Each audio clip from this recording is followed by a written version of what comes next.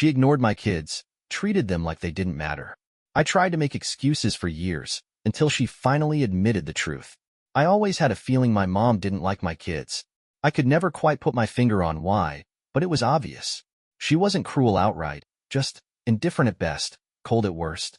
She never made an effort to spend time with them, never offered to babysit like she did for my brother's kids, and whenever she was around them, there was this stiffness to her, like she was just tolerating their presence. At first, I tried to make excuses for her. Maybe she was just getting older and didn't have the energy for little kids anymore. Maybe she was just reserved and not the warm, doting grandmother type. But then I started noticing the way she acted when my brother's kids were around. She'd light up, laughing and joking with them, pulling them into hugs, bringing them little gifts whenever she visited. Meanwhile, my kids barely got a nod. The worst part was the passive-aggressive comments. If my son, Daniel, got excited and spoke a little too loudly, she'd sigh and say, "Some kids just don't have an inside voice, do they?" If my daughter, Emma, tried to tell her a story, she'd cut her off with a quick, "Oh, that's nice," and then change the subject. It wasn't outright cruel, but it was enough to make my kids hesitant around her. They noticed, even if they didn't fully understand. I spent years trying to brush it off. I told myself I was imagining it, that I was being too sensitive. But deep down, I knew. Then came the vase. The stupid vase. It was this gaudy, oversized thing she kept in the middle of her coffee table, an expensive piece she'd bought on some trip abroad. She was obsessed with it, always talking about how elegant it was, how it elevated the whole room. I always thought it was ugly, but I never said anything. Last weekend, we were at her house for an obligatory visit. The kids were playing quietly in the living room while I was in the kitchen making coffee. Then I heard the crash. I ran in to see Daniel and Emma frozen in place, eyes wide with horror. The vase was in pieces on the floor. Before I could even ask what happened, my mother was on her feet, face twisted in rage. "You need to leave," she said, her voice shaking. I blinked. "Mom, it was an accident. I don't care. Get out, and don't come back." I stared at her, waiting for her to take it back. She didn't. Just like that, years of pretending, of trying to push aside the way she treated my kids, came to a head. She never wanted to see us again. Over a vase. And now I have to decide. Do I try to fix this, despite everything? Do I confront her and demand to know what her problem is? Or do I just walk away and finally accept that she doesn't love my children, and maybe never loved me either? But the thing is, it wasn't just about the vase. It never was. The moment she said those words, "Get out. Don't come back." Something inside me cracked. Years of hurt, of wondering why my own mother treated my kids like they were nothing, all boiled over. I wanted to yell, to demand an explanation right then and there. But I didn't. Because what was the point? I looked at Daniel and Emma, standing there, faces pale, holding their breaths like they were bracing for impact. And I knew I couldn't do this in front of them. So I swallowed everything. Anger, sadness, confusion, and just said, "Okay." I took my kids' hands, turned around, and walked out. We didn't speak in the car. I kept glancing at them in the rearview mirror, at Emma biting her lip, at Daniel staring down at his hands. I wanted to say something, to reassure them, to tell them that Grandma didn't mean it. But I knew that was a lie, and I was done lying. Halfway home, Emma finally spoke. Her voice was small. "Does Grandma hate us?" I almost pulled over. My throat closed up. "No, of course not," was the automatic answer. But I couldn't say it, because I didn't know if it was true. Instead, all I managed was, "She was just upset." Daniel didn't say anything, but he turned his head toward the window. I felt sick, because I could handle my mother hating me. I'd been dealing with that my whole life. But my kids? They didn't deserve this. Now I had a choice to make. Do I go back and try to fix this? Apologize, beg, pretend this never happened? Do I finally confront her, force her to tell me what the hell her problem is with my kids? Or do I just let it go, cut her off, for good? I don't know. I really don't. I barely slept that night. Every time I closed my eyes, I heard her voice again. "Get out. Don't come back." It played over and over like a broken record, tangled up with every other moment of coldness she'd ever thrown my way. The quiet disinterest in my childhood. The way she always made me feel like I was somehow less than my brother. The way she ignored my kids, like they were nothing more than an inconvenience. And now? Now she finally said out loud what I'd always felt deep down. She didn't want us. Around 3 a.m., I got out of bed and sat at the kitchen table with my phone in my hand. I kept staring at her number, debating. I could call her, try to fix this, tell her we didn't mean to break the vase, that I'd buy her a new one, that the kids felt awful, that I still wanted her in our lives, even if I didn't understand why she treated us the way she did. But then what? Even if she accepted the apology, what would change? Would she suddenly start caring about my kids? Would she suddenly become the loving grandmother they deserved? I already knew the answer. By the time morning came, I still hadn't decided what to do. I made breakfast for the kids, trying to act normal, but they weren't fooled. They were quiet, eating their cereal without the usual chatter. Finally, Daniel set his spoon down and asked, "Are we ever going back to Grandma's?"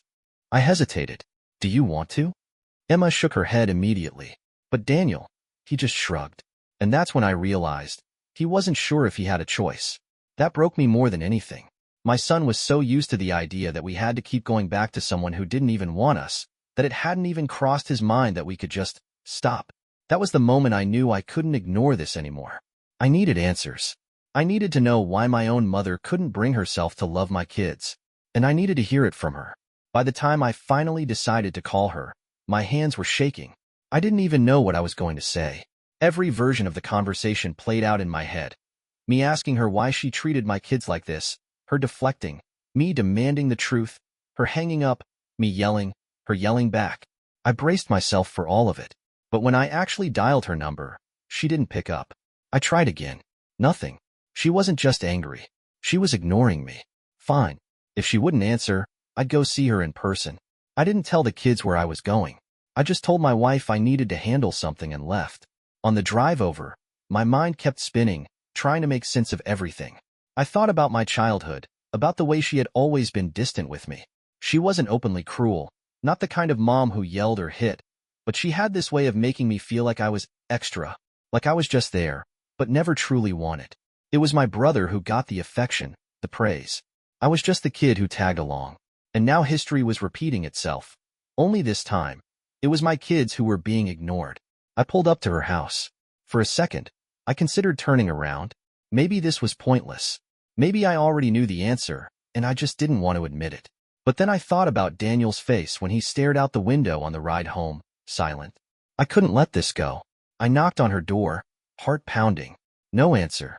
I knocked again, louder this time. After a long pause, the door finally opened a crack. My mother stood there, arms crossed, face unreadable. "I told you not to come back," she said. I ignored the ice in her voice. "I need to know why." She sighed heavily, like I was exhausting her just by existing. "Why what?" "You know what," I said. My voice was low, steady. "Why don't you like my kids? What is it about them that makes you act this way?" For a second, I thought she wasn't going to answer. She just stared at me, lips pressed into a tight line. Then, finally, she exhaled and said, "Because they're yours." It felt like a slap. I opened my mouth, but nothing came out. She just stared at me, as if that single sentence explained everything. And maybe, in some twisted way, it did. Because they're yours. The words sank in slowly, like ice spreading through my veins. I had expected something cruel, something dismissive, but this was something else entirely. I stood there, staring at her, waiting for her to take it back, to soften it, to say something that made it hurt less. But she didn't. She just looked at me, arms crossed, face unreadable. I felt a familiar ache, the same one I'd carried since childhood, the one that came from trying, over and over again, to make her care. All these years, I had told myself there had to be a reason, some explanation for why she had always been distant, why she never showed warmth, why she never looked at me the way she looked at my brother. Maybe I wasn't easy to love. Maybe I hadn't tried hard enough. Maybe, if I had just done something different, she would have let me in. But now I knew the truth. It had never been about what I did. It had never been about me at all. She saw my kids as an extension of me. And because she never wanted me, she had no place for them either. A heavy silence settled between us, thick with everything I wanted to say but wouldn't. I thought about Daniel and Emma, how they had spent years trying to win her over in ways they didn't even realize, bringing her pictures they had drawn, shyly offering bits of their lives, waiting for some kind of acknowledgement. And she had never given them one. Not because they had done anything wrong, but because they were mine. Something in me hardened. The weight I had carried for years, the hope, the guilt, the constant effort, started to slip away. She had never loved me, and now, she never would. For the first time, I was okay with that. Without another word, I turned and walked away. The drive home felt different. For years, every visit with my mother ended the same way. Me replaying every word, wondering what I could have done differently, what I could have said to make her act like a real mother, a real grandmother. But this time, I felt nothing. No anger, no sadness. Just a strange, unfamiliar sense of finality. She had said what she said, and I had finally accepted it. By the time I pulled into the driveway, the weight that had always sat heavy on my chest was gone. My mother didn't love me. She never had. And she would never love my kids either. I walked inside, still turning that over in my head, when I saw Daniel sitting on the couch, eyes glued to the TV but not really watching. Emma was curled up in a chair, drawing. My wife looked up from the kitchen, watching me carefully, waiting for some kind of sign. I sat down next to Daniel, ruffling his hair lightly. He barely reacted, just shifted a little. Emma glanced up from her sketch pad, then went back to her drawing. They were still holding it in, still waiting to see what would happen next. I took a deep breath. We're not going back to Grandma's. Daniel finally turned to look at me. Ever? Ever? Emma blinked. Because of the vase? I shook my head. Because of the way she treats you. And I'm not letting that happen anymore. There was a long silence. Then Daniel let out a breath, something that almost sounded like relief. Emma just nodded and went back to her drawing, like she had already made peace with it before I had. I sat there for a long time, watching them. My mother had spent my entire life making me feel like I was hard to love, like I had to earn it. But looking at my kids, I knew one thing for sure. They would never feel that way. Not from me. The next few days passed quietly, but something had shifted. At first, I kept waiting for the guilt to creep in. I had spent my whole life making excuses for my mother, bending over backward to earn something she was never willing to give. Cutting ties should have felt like a loss, but it didn't. If anything, it felt like taking off a pair of shoes that had always been too tight. I noticed the difference in my kids too. They didn't talk about her. Not once. No questions, no what-ifs. And maybe that was the saddest part of all, that even at their young age, they already knew she wasn't someone worth missing. Still, part of me kept expecting her to reach out. Maybe not with an apology, that wasn't in her nature, but with something. A text, a clipped voicemail, even just an impersonal come pick up your stuff message. But there was nothing. She had meant it when she told me to leave. She was done with me, done with my kids. And the truly shocking part? I was fine with that. One night, my wife and I sat outside after the kids had gone to bed. The air was crisp, the kind of night where the breeze carried the smell of damp earth and freshly cut grass. She had been patient, letting me process everything in my own time. But I knew she had questions. So, she finally said, stretching her legs out on the porch step, are you okay? I thought about it for a second, and then I realized for the first time in a long time, I actually was. Yeah, I said. I think I am. She nodded, like she had already guessed that. What did she say? I hesitated. Not because I wanted to protect my mother. She had made it clear she didn't care. But because saying it out loud made it real. She said she never wanted me. My wife's expression darkened. She didn't look surprised. Just angry on my behalf. She had kids, yeah. She had my brother. But she never wanted me. She never planned for me, and when I came along, she resented it. And because of that, she couldn't love me. And because of that, she couldn't love our kids either. The words should have hurt. A week ago, they would have. But now, they just felt like a fact, something I had finally accepted. My wife reached for my hand, squeezing it tightly. That's her loss, she said, simple and firm. And for the first time in my life, I truly believed it. We sat there for a long time, listening to the night sounds of our neighborhood. Distant cars, crickets in the bushes, the occasional bark of a dog down the street. There was no tension in my chest, no gnawing doubt, no need to pick apart the past for answers I would never get. Instead, I thought about Daniel and Emma. The way they still lit up when they told me stories about their day. The way they still climbed into my lap when they were tired, even though they were getting bigger now. The way they never, ever had to question whether or not they were wanted. For the first time in my life, I wasn't waiting for my mother's approval. I wasn't hoping for some sign that she cared, or looking for proof that I had misunderstood her all these years. She had given me the truth, plain and simple. She hadn't wanted me, and my kids were just another reminder of that. And now I was done. But being done didn't mean the past just disappeared. I still caught myself thinking about it in quiet moments. When I was putting my kids to bed, when I was making coffee in the morning, when I was driving alone with nothing but my thoughts. Not in a way that made me sad, exactly, but in a way that made me wonder. Had I always known? Had I spent my whole life trying to solve a puzzle that had never really been a puzzle at all? The more I thought about it, the more I realized something I had never let myself acknowledge before. I had spent years chasing something that never existed. The perfect version of her I had in my head. The one who just needed time, or needed me to say the right thing, or needed me to be a little more patient. That person wasn't real. The real version of my mother was the one who looked at my kids and saw a reason to turn away. And that version? That version was not someone I needed in my life. One evening, as I was tucking Emma into bed, she surprised me with a question. "Dad," she said, rubbing her tired eyes, "do you think Grandma is sad?" The question caught me off guard. I sat on the edge of her bed, trying to find the right words. "What do you mean?" I asked gently. She hesitated, then said, "She doesn't have us anymore." I blinked. I had spent so much time focusing on what we had lost, or rather, what we had never had, that I hadn't even considered the other side of it. Was my mother sad? I honestly didn't know. But I did know one thing. She had made her choice. And for once, I wasn't going to spend my energy trying to understand it. I pulled Emma's blanket up around her shoulders and smoothed her hair. "I don't know," I said finally, "but I do know that we don't have to be sad about it." Emma seemed to think about that for a moment, then nodded sleepily. Within minutes, she was fast asleep. I sat there for a while, just watching the slow rise and fall of her breathing. My mother had never been able to love me the way I wanted her to. But this quiet moment, this absolute certainty that my daughter would never have to ask herself the questions I had spent my whole life asking, that was enough. Life moved on, and it moved on faster than I expected. I kept waiting for something to change, for my mother to call, for some lingering guilt to creep in, for the absence of her presence to feel like a missing piece.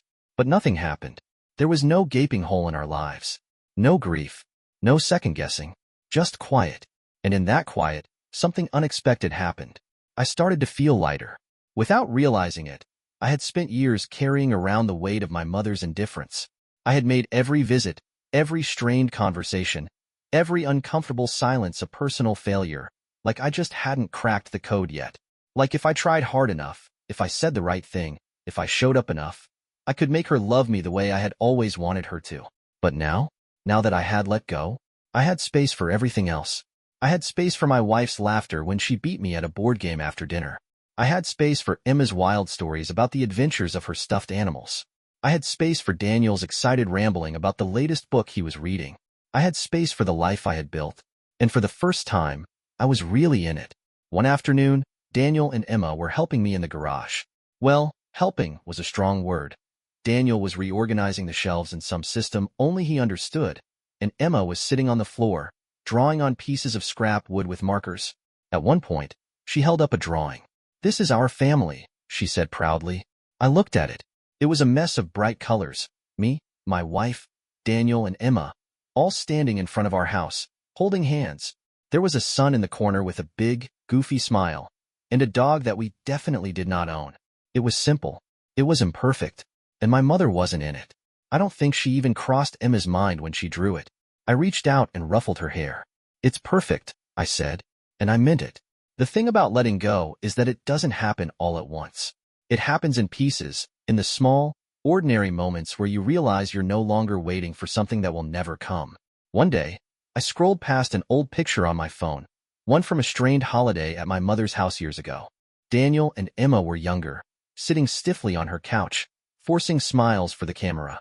She stood behind them, her expression neutral, detached. I stared at it for a long time. Then, without hesitation, I deleted it. And just like that, another weight lifted. There was no anger left, no resentment, just the quiet understanding that my mother was a part of my past, but not my future. I didn't need to analyze it anymore. I didn't need closure from someone who had nothing to give me. I had my family. I had my kids. I had love in ways she never allowed herself to, and that was enough. A few months passed, and one evening, my wife mentioned that my brother had called. She hesitated before adding, "He said Mom's been asking about you." I barely reacted, not because I didn't care, but because it didn't change anything. "She made her choice," I said simply, and I had made mine.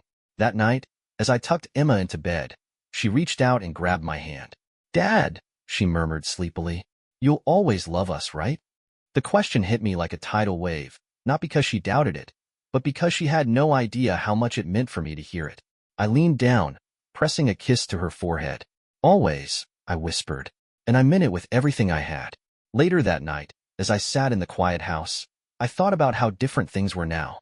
There were no more strained visits, no forced conversations, no waiting for a love that would never come. I thought about my mother, alone in her house, choosing silence over connection. And for the first time, I didn't feel sad for myself. I felt sad for her, because she would never know what it felt like to be here. In this home filled with laughter and warmth, with children who never had to wonder if they were loved. She had shut herself out of this, built walls so high that no one, not me, not my kids, could reach her. And in the end, that was her loss, not mine. I stood up, stretched, and turned off the lights. Tomorrow, Emma and Daniel would wake up and run into the kitchen, their voices filling the house as they fought over cereal or asked me to help with something that seemed urgent in their little worlds. And I would be there for all of it. Because that's what parents do. Because that's what love looks like.